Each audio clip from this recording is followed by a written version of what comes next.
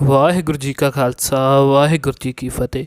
ਨਵਜੋਤ ਕੌਰ ਦੇ ਪਿਤਾ ਜੀ ਨੇ ਸ੍ਰੀ ਦਰਬਾਰ ਸਾਹਿਬ ਅਜਿਹਾ ਕੀ ਵੇਖ ਲਿਆ ਕਿ ਉਹ ਇਸ ਜਹਾਨੋਂ ਹੀ ਚਲੇ ਗਏ। ਅਜਿਹਾ ਕੀ ਸੀ ਦਰਬਾਰ ਸਾਹਿਬ ਦੇ ਪਵਿੱਤਰ ਸਰੋਵਰ ਦੇ ਵਿੱਚ ਕਿ ਨਵਜੋਤ ਕੌਰ ਦੇ ਪਿਤਾ ਨੂੰ ਆਪਣੀ ਜਾਨ ਤੋਂ ਹੱਥ ਧੋਣਾ ਪਿਆ। ਜਦੋਂ ਇਹ ਸੱਚਾਈ ਲੋਕਾਂ ਦੇ ਸਾਹਮਣੇ ਆਈ ਤਾਂ ਉਹਨਾਂ ਦੀਆਂ ਅੱਖਾਂ ਹੀ ਅੱਡੀਆਂ ਰਹਿ ਗਈਆਂ। ਤੁਸੀਂ ਵੀ ਇਹ ਗੱਲ ਜਾਣ ਕੇ ਇੱਕ ਵਾਰ ਤਾਂ ਪੂਰੀ ਤਰ੍ਹਾਂ ਹਿੱਲ ਜਾਓਗੇ। ਨਵਜੋਤ ਕੌਰ ਚੰਡੀਗੜ੍ਹ ਵਿਖੇ ਸਥਿਤ ਆਪਣੇ ਘਰ ਦੇ ਵਿੱਚ ਸ਼ਾਮ ਵੇਲੇ ਕੰਮ ਕਰ ਰਹੀ ਸੀ।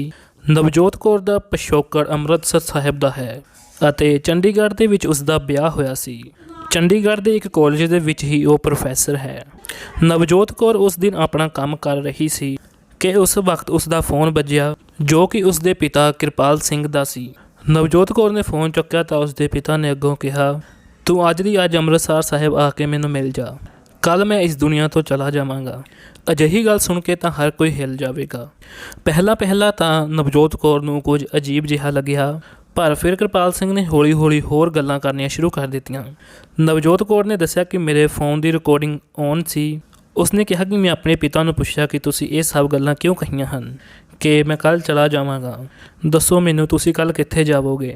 ਕਿਰਪਾਲ ਸਿੰਘ ਫੌਜ ਤੋਂ ਰਿਟਾਇਰ ਇੱਕ ਉੱਚ ਕੋਟੀ ਦੇ ਗੁਰਸਿੱਖ ਸਨ।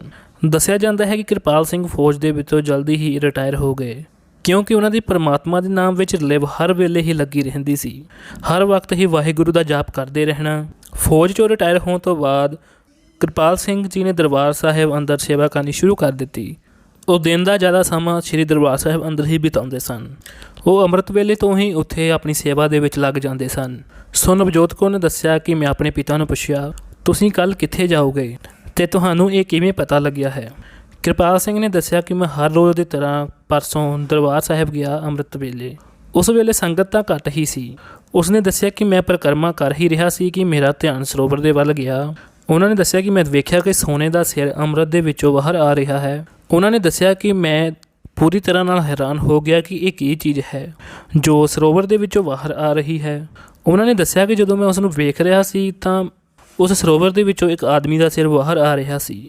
ਉਹਨਾਂ ਨੇ ਦੱਸਿਆ ਕਿ ਮੈਨੂੰ ਲੱਗਾ ਕਿ ਜਿਵੇਂ ਕੋਈ ਡੁੱਬ ਰਿਹਾ ਹੈ ਅਤੇ ਮੈਂ ਰੌਲਾ ਪਾ ਕੇ ਸੰਗਤਾਂ ਨੂੰ ਇਕੱਠਾ ਕਰਨ ਦੀ ਕੋਸ਼ਿਸ਼ ਕੀਤੀ। ਉਹਨਾਂ ਨੇ ਦੱਸਿਆ ਕਿ ਪਰ ਮੈਂ ਹੈਰਾਨ ਉਸ ਵੇਲੇ ਹੋ ਗਿਆ ਜਦੋਂ ਕਿ ਮੇਰੇ ਆਲੇ ਦੁਆਲੇ ਕੋਈ ਸੰਗਤ ਹੀ ਨਹੀਂ ਸੀ।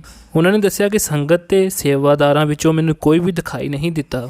ਹੈਰਾਨੀ ਵਾਲੀ ਗੱਲ ਤਾਂ ਇਹ ਸੀ ਕਿ ਉਸ ਵੇਲੇ ਦਰਬਾਰ ਸਾਹਿਬ ਅੰਦਰ ਕੀਰਤਨ ਵੀ ਚੱਲਣ ਲੱਗ ਪਿਆ, ਕਿਉਂਕਿ ਉਸ ਵੇਲੇ ਤਾਂ ਕੀਰਤਨ ਨਹੀਂ ਚੱਲਦਾ, ਉਸ ਸਮੇਂ ਤਾਂ ਸੇਵਾ ਦੀ ਤਿਆਰੀ ਚੱਲ ਰਹੀ ਹੁੰਦੀ ਹੈ।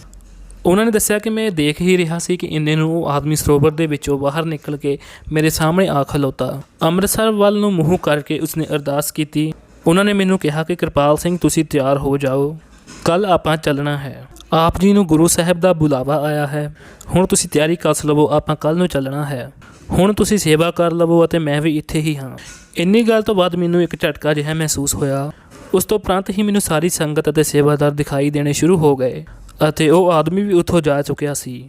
ਕੌਣ ਸੀ ਉਹ ਮੈਂ ਨਹੀਂ ਜਾਣਦਾ। ਮੈਂ ਅੰਦਰ ਗਿਆ ਅਤੇ ਸੇਵਾ ਕੀਤੀ। ਮੈਂ ਆਪਣੇ ਨਿਤਨੇਮ ਦਾ ਭੋਗ ਪਾਇਆ ਅਤੇ ਮੈਂ ਇਹ ਸਾਰੀ ਗੱਲ ਭੁੱਲ ਗਿਆ। ਪਰ ਜਦੋਂ ਮੈਂ ਦਰਬਾਰ ਸਾਹਿਬ ਤੋਂ ਵਾਪਸ ਘਰ ਆਉਣ ਲੱਗਿਆ ਤਾਂ ਉਹ ਆਦਮੀ ਮੁੜ ਮੈਨੂੰ ਮਿਲਿਆ। ਇੱਕ ਵੱਖਰਾ ਜਿਹਾ ਹੀ ਨੂਰ ਉਸਦੇ ਚਿਹਰੇ 'ਤੇ ਸੀ। ਮੈਂ ਉਹਨਾਂ ਨੂੰ ਕਿਹਾ ਕਿ ਤੁਸੀਂ ਕੋਈ ਰੱਬੀ ਰੂਹ ਜਾਪਦੇ ਹੋ, ਤੁਸੀਂ ਦੱਸੋ ਕਿ ਤੁਸੀਂ ਕੌਣ ਹੋ। ਉਸਨੇ ਕਿਹਾ ਕਿ ਕਿਰਪਾਲ ਸਿੰਘ, ਜਦੋਂ ਅਸੀਂ ਕੱਲ੍ਹ ਨੂੰ ਚੱਲਣਾ ਹੈ ਤਾਂ ਅਸੀਂ ਸਾਰੀ ਵਾਟ ਇਹੀ ਗੱਲਾਂ ਕਰਨੀਆਂ ਹਨ। ਮੈਂ ਤੁਹਾਨੂੰ ਆਪਣੇ ਬਾਰੇ ਸਾਰੀ ਗੱਲ ਦੱਸ ਦਿਆਂਗਾ, ਤੁਸੀਂ ਬਸ ਤਿਆਰ ਰਹੋ। ਇਹ ਗੱਲ ਕਰਦਿਆਂ ਉਹ ਆਦਮੀ ਸਰੋਵਰ ਦੇ ਵਿੱਚ ਹੀ ਅਲੋਪ ਹੋ ਗਿਆ। ਉਸ ਵੇਲੇ ਮੈਨੂੰ ਪੂਰਾ ਯਕੀਨ ਹੋ ਗਿਆ ਕਿ ਇਹ ਉਹ ਆਦਮੀ ਨਹੀਂ ਹੈ, ਉਹ ਰੱਬ ਦੇ ਵੱਲੋਂ ਕੋਈ ਭੇਜੀ ਹੋਈ ਰੱਬੀ ਰੂਹ ਹੀ ਹੈ ਜਾਂ ਫਿਰ ਕੋਈ ਦੇਵਤਾ। ਨਵਜੋਤ ਕੌਰ ਨੇ ਕਿਹਾ ਕਿ ਮੈਂ ਆਪਣੇ ਪਿਤਾ ਨੂੰ ਬਹੁਤ ਮੰਨਦੀ ਹਾਂ, ਪਰ ਇਹ ਗੱਲ ਸੁਣ ਕੇ ਮੈਨੂੰ ਲੱਗਾ ਕਿ ਮੇਰੇ ਪਿਤਾ ਜੀ ਨੂੰ ਕੋਈ ਸੁਪਨਾ ਆਇਆ ਹੋਵੇਗਾ। ਉਸਨੇ ਕਿਹਾ ਕਿ ਅਜਿਹਾ ਕੁਝ ਨਹੀਂ ਹੁੰਦਾ। ਨਵਜੋਤ ਕੌਰ ਉਸ ਦਿਨ ਦੀ ਬਜਾਏ ਅਗਲੇ ਦਿਨ ਦੁਪਹਿਰ ਨੂੰ ਉੱਥੇ ਪੁੱਜੀ। ਹੈਰਾਨੀ ਤਾਂ ਉਸ ਵੇਲੇ ਹੋਈ ਕਿ ਜਦੋਂ ਨਵਜੋਤ ਕੌਰ ਆਪਣੀ ਗਲੀ ਦੇ ਵਿੱਚ ਹੀ ਐਂਟਰ ਕੀਤੀ ਸੀ ਅਤੇ ਉਸਨੂੰ ਉਸ ਦੇ ਵੇਲੇ ਫੋਨ ਆ ਗਿਆ ਕਿ ਕਿਰਪਾਲ ਸਿੰਘ ਦਾ ਦੇਹਾਂਤ ਹੋ ਚੁੱਕਾ ਹੈ। ਕਿਰਪਾਲ ਸਿੰਘ ਮੰਜੇ ਤੋਂ ਉਤਰ ਕੇ ਜ਼ਮੀਨ 'ਤੇ ਬੈਠ ਗਏ ਅਤੇ ਵਾਹਿਗੁਰੂ ਵਾਹਿਗੁਰੂ ਦਾ ਜਾਪ ਕਰਦਿਆਂ ਕੁਝ ਸਕਿੰਟਾਂ ਦੇ ਵਿੱਚ ਹੀ ਆਪਣਾ ਸਰੀਰ ਛੱਡ ਗਏ। ਵਾਹਿਗੁਰੂ ਜੀ ਕਾ ਖਾਲਸਾ ਵਾਹਿਗੁਰੂ ਜੀ ਕੀ ਫਤਿਹ।